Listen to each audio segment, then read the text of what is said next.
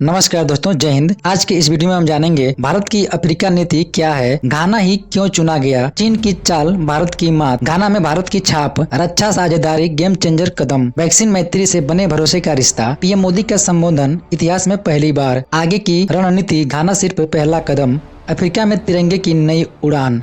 तो आइए बिना देरी किए एक एक करके इन खबरों पर नजर डालते हैं। प्रधानमंत्री नरेंद्र मोदी का हाल ही में हुआ घाना दौरा कोई सामान्य विदेश यात्रा नहीं थी। यह भारत की एक बड़ी रणनीति का हिस्सा है जो अफ्रीका के जरिए चीन की पकड़ को कमजोर करने के लिए बनाई गई है। घाना सिर्फ एक देश नहीं बल्कि पश्चिम अफ्रीका का गेटवे है और यही वजह है कि पीएम मोदी ने 30 साल बाद वहां जाने का फैसला किया। भारत का यह कदम केवल कूटनीतिक नहीं बल्कि आर्थिक, सामरिक और मानवीय दृष्टिकोण से भी बेहद अहम है। इस यात्रा से चीन की नींद उड़ गई है क्योंकि अब उसे लगने लगा है कि अफ्रीका में भारत उसे कड़ी टक्कर देने वाला है। भारत अफ्रीका को सिर्फ एक व्यापारिक बाजार की तरह नहीं देखता बल्कि एक सच्चे साझेदार की तरह देखता है। जहां चीन अफ्रीकी देशों को कर्ज में फंसाकर उनका फायदा उठाता है, वहीं भारत उनकी हेल्प करता है टेक्नोलॉजी, स्किल, दवाइयां और शिक्षा के जरिए।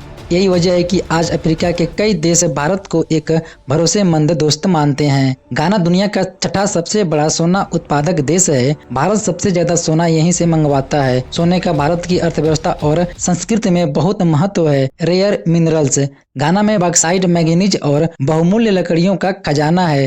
ये सभी खनिज मोबाइल फोन, हवाई जहाज और रक्षा उपकरणों के निर्माण में जरूरी होते हैं। चीन इन पर कब्जा करना चाहता है। अगला कारण है भौगोलिक स्थिति। घाना पश्चिम अफ्रीका में एक अहम स्थान पर स्थित है जिससे भारत पूरे अफ्रीकी व्यापार में प्रवेश कर सकता है। चीन ने अफ्रीका में डेट ट्रैप डिप्लोमेसी यानी कर्ज के जाल में कई देशों को फंसा रखा है। वह उन्हें सड़क, पोर्ट, रेलवे जैसी चीजों का वादा करता है, फिर कर्ज के बहाने देश की जमीन, खनिज और संसाधनों पर कब्जा कर लेता है। लेकिन भारत ऐसा नहीं करता। भारत की रणनीति है साझेदारी नहीं सौदा। पीएम मोदी की इस यात्रा में भारत ने घाना के साथ मिलकर अवैध खनन को रोकने का फैसला किया है।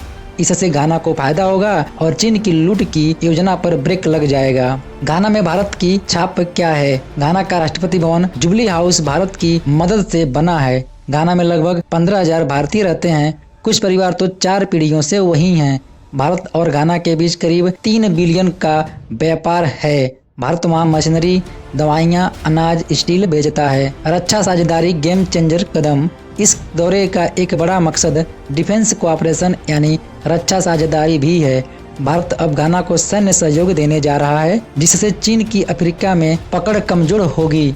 अगर भारत अटलांटिक महासागर के किनारे स्थित घाना में सामरिक उपस्थिति बना लेता है तो यह चीन के लिए एक बड़ी चुनौती होगी। कोरोना काल में भारत ने वैक्सीन मैत्री योजना के तहत घाना सहित कई अफ्रीकी देशों को मुफ्त वैक्सीन दी, जबकि चीन उस समय भी वैक्सीन बेचने का सौदा कर रहा था।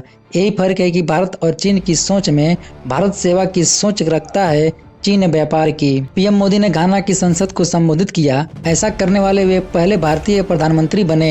यह भारत की बढ़ती वैश्विक प्रतिष्ठा को दर्शाता है। उन्होंने घाना के पहले राष्ट्रपति क्वामे नरूमा की समाधि पर जाकर श्रद्धांजलि भी दी, जिससे भारत और घाना के बीच भावात्मक रिश्ता और मजबूत हुआ। पीएम मोदी की यह यात्रा यहीं खत्म नहीं होती। वे इसके बाद ब्राजील, अर्जेंटीना और टोबैगो जैसे देशों में भी जाएंगे। हर देश में चीन के लिए एक नया झटका छुपा है। भारत अब विश्व के महत्वपूर्ण चेक पॉइंट पर अपनी रणनीतिक पकड़ बढ़ा रहा है ताकि आने वाले दशक में उसका प्रभाव और मजबूत हो।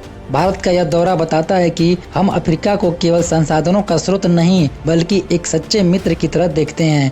हम उन्हें मछली पकड़ना सिखाते हैं, सिर्फ मछली बेचते नहीं। पीएम मोदी की यह यात्रा चीन को सीधी चुनौती है। यह एक नई शुरुआत है जिसमें भारत एक सॉफ्ट पावर से लेकर एक सामरिक शक्ति के रूप में उभर रहा है। अब यह देखना दिलचस्प होगा कि भारत का अगला अफ्रीकी कदम क्या होगा। क्या Nigeria, democratic Republic of Congo या सियरा लियोन भारत का अगला सहयोगी बनेंगे? चीन को कड़ी चुनौती देने के लिए भारत को अपने कदम और तेज करने होंगे और यही घाना यात्रा का असली संदेश है। क्या आपको लगता है भारत की यह रणनीति कामयाब होगी? कमेंट में अपनी राय जरूर बताएं। जय हिंद, वंदे मातरम।